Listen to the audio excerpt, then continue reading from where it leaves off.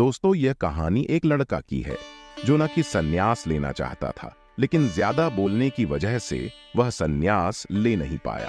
दोस्तों, ज्यादा बोलने से और कम बोलने से क्या क्या फायदा है और क्या नुकसान, चलिए जानते हैं इस कहानी के माध्यम से। इससे पहले की कहानी में खो जाए, गौतम बुद्धा चैनल को सब्सक्राइब एंड एक लाइक कर दीजिएगा। तो चलिए कहानी को शुरू करते हैं। पुराने चाइना में एक व्यक्ति रहता था जो संन्यास हो जाना चाहता था। एक दिन वह अपने गुरु के पास गया। गुरु के सामने सन्यासी होने की इच्छा जताई। गुरु ने कहा, तू सच में सन्यासी हो जाना चाहता है ना कि सन्यासी दिखना चाहता है? उस व्यक्ति ने कहा कि जब सन्यासी होने आया हूं तो दिखने का क्या करूंगा, मैं तो सन्यासी ही होना चाहता हूं। तो गुरु ने कहा, ठीक है, यह हमारी आखिरी मुलाकात है। अब तुम दोबारा मेरी पास मत आना। जब जरूरत पड़ोगी तब मैं खुद तुम्हारी पास आ जाऊंगा। इस आश्रम में 1000 सन्यासी है। उन 1000 सन्यासियों के लिए तुझे चावल कूटने का काम करना है। ऐसा कहा जाता है कि वे सन्यासी अगले 12 वर्षों तक चौखट के पीछे एक हल्के अंधेरे से कमरे में बस चावल ही कूटता रहा। 1000 सन्यासी थे उस आश्रम में। वह सबके लिए चावल कूटता, सुबह से उठता, चावल कूटता रहता, रात थक जाता तो सो जाता। 14 वर्ष बीत गए। वह फिर कभी दोबारा गुरु के पास नहीं गया। उसने भरोसा कर लिया ताकि जब गुरु ने कही दिया है कि जरूरत पड़ने पर ये खुद आएगी तो बात ही खत्म होते हैं। शुरुआत में तो उसके मन में कई तरह के विचार चलते रहते, लेकिन जब पूरे दिन बस चावल ही कूटना है तो विचार करके भी क्या फायदा। धीरे धीरे उसके मन से विचार भी विदा होने लगे। वो बस सुबह उठने से लेकर रात सोने तक चावल ही कूटता रहे। तब जब गुरु ने कही दिया था कि तुझे चावल ही कूटना है तो बस सारे प्रश्न ही खत्म। गुरु ने कहा है तो सही ही कहा होगा। 14 वर्षों तक चावल कूटते कूटते उसके मन में विचार आने ही बंद हो गए। मन एकदम शांत और खाली हो गया। न कोई विचार, न कोई उलझन, न कोई अड़चन। सीधा सा काम, सुबह उठता, चावल कूटता रहता, रात होती और रात होती तो सो जाता। पिछले 14 वर्षों से यही उसकी दिनचर्या बन चुकी थी। विचार मुक्त होकर वो बस अपना काम करता रहता। 14 साल बीत जाने के बाद गुरु ने घोषणा की कि मेरे जाने का समय आ चुका। जो भी व्यक्ति मेरा उत्तराधिकारी बनना चाहता है वो आज रात मेरे कमरे की दीवार के बाहर 4 पंक्तियां लिख जाए, जिसमें जीवन का सत्य उजागर हो, जिसमें उसका और उसके विचारों का सत्य यूज कर होता हो। लेकिन ये विचार उसके खुद के होने चाहिए, ये उसका खुद का अनुभव होना चाहिए। ये घोषणा सुनी तो सभी शिष्यों डर गई, क्योंकि गुरु को धोखा देना आसान न था। शास्त्र तो सभी शिष्यों ने पर रखे थे, लेकिन उन सभी शिष्यों में से जो सबसे बड़ा विद्वान था, उसने साहस जुटाकर गुरु के कमरे की दीवार पर उस रात 4 पंक्तियां लिखी। उसने लिखा कि मन एक दर्पण की तरह है जिस पर धूल जम जाती है।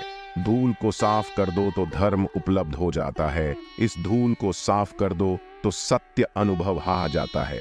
सुबह गुरु उठा, उसने देखा तो चिल्ला उठा, ये किस मूर्ख ने मेरी दीवार खराब कर दी, उसे पकड़कर मेरे पास लाओ। पर वो विद्वान तो लिख कर रात ही भाग गया था। वह डरा हुआ था क्योंकि ये पंक्तियां उसकी नहीं थी। उसने एक बड्ढे शस्त्र से इन पंक्तियों को चोरी किया। इसमें उसका खुद का अनुभव नहीं था। शब्द अच्छे तो थे लेकिन उनमें प्राण नहीं था। जाते समय अपने आश्रम के मित्रों से कहा गया था कि अगर सुबह गुरु कहें कि वाह क्या बात कही तो मुझे खबर कर देना, लेकिन अगर गुरु पढ़कर क्रोधित हो जाए तो मेरा पता मत बताना। सारा आश्रम चिंतित हुआ कि इतनी सुंदर वचन तो है, वचनों में क्या कमी है। मन दर्पण की तरह ही तो है जिसमें शब्दों की, विचारों की, अनुभवों की धूल जम जाती। बस इतनी ही तो बात है। साफ कर दो दर्पण तो सत्य का प्रतिबिंब फिर बन जाता है।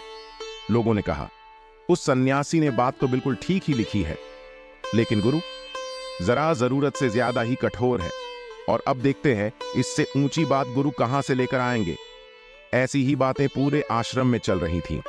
पूरा आश्रम गर्म था इस एक बात को लेकर। ऐसे ही 4 सन्यासी यह बात करते हुए उस चावल कूटने वाले के पास से जा रही थी। उसने भी उन चारों की बात सुनी। उनकी बात सुनकर वो हंसने लगा। उनमें से एक ने कहा, तुम हंस रहे हो, बात क्या है? उसने कहा, गुरु ठीक है तो कह रहे, हे किस न समझ नहीं, ये लिखा, यह सुनकर चारों सन्यासी चौंकी और फिर बोले, तो पिछले 14 वर्षों से चावल ही कूट रहा है और हम शास्त्रों पर सिर पटक पटक कर मर गए। तो अब तू बताएगा कि क्या सही है और क्या गलत। उनमें से एक ने कहा, तो क्या तू लिख सकता है इससे बेहतर कोई वचन? उसने कहा, पिछले 14 वर्षों से चावल कूटते कूटते लिखना तो मैं भूल ही गया हूं, लेकिन बोल सकता हूं अगर कोई लिख देता। लेकिन एक बात याद रखो उत्तराधिकारी बोन ने, कि मुझे कोई हिस्सा नहीं है। अगर इसे लिखने की वजह से मुझे उत्तराधिकारी बनना पड़ा तो मैं कान पकड़ता हूं, मुझे लिखवाना भी नहीं। पीर, उन चारों ने कहा। अरे तू बोल, लिख देते हैं। उसने लिखवाया। कैसा दर्पण कैसा दुल, ना कोई दर्पण ना कोई दुल। जो उसे जान लेता है धर्मो उपलोभ हो जाता है, सोत्तो अपलोब्ध हो जाता है। पीर आधी रात को गुरु उस चायोल कोटने वालों के पास आई और कहा, अब तू यहाँ से भाग जा, वरना ये 500 तुझे मार डालेंगे। ये मेरा चौका ले, तू मेरा उत्तराधिकारी बनना चाहे या ना बनना चाहे, उससे कोई फर्क नहीं पड़ता। तू मेरा उत्तराधिकारी है और मैंने ही तुझे उत्तराधिकारी मान लिया। लेकिन तू अभी उस आश्रम से भाग जा कि ये तुझे जीने नहीं देगा। ये कुछ बर्दाश्त कर नहीं पाएंगे। ये चावल कूटने वाला सोत्तों को उपोलोभ हो गया, आत्म ज्ञान उपयुक्त हो गया और ये शास्त्रों पर चर पिटते रह गया। इसलिए तू या से सलाह जा। दोस्तों, ये कहानी यही समाप्त होती है। बिसार सुमित्रा की सोमपोट में एक बार गौतम बुद्ध ने वी अपनी एक्सिस वो हम मौलिक बुद्ध से कहा था कि जिस दिन तुम्हारी मन में बिसार उठना बंद हो जाएगा, तुम सोथों का अनुभव करगी, तुम खुद को इस ब्रह्मांड को समझ पाओगी और यही बुद्धार्थ प्राप्ति का पहला कदम है। दोस्तों, मुझे उम्मीद है कि ये कहानी सुनकर आप लोग को अच्छी लगी होगी। इसी तरह और मजेदार वीडियो देखने के लिए हमारे गौतम बुद्ध चैनल को सब्सक्राइब करें और आप सब लोगों का दिल से धन्यवाद।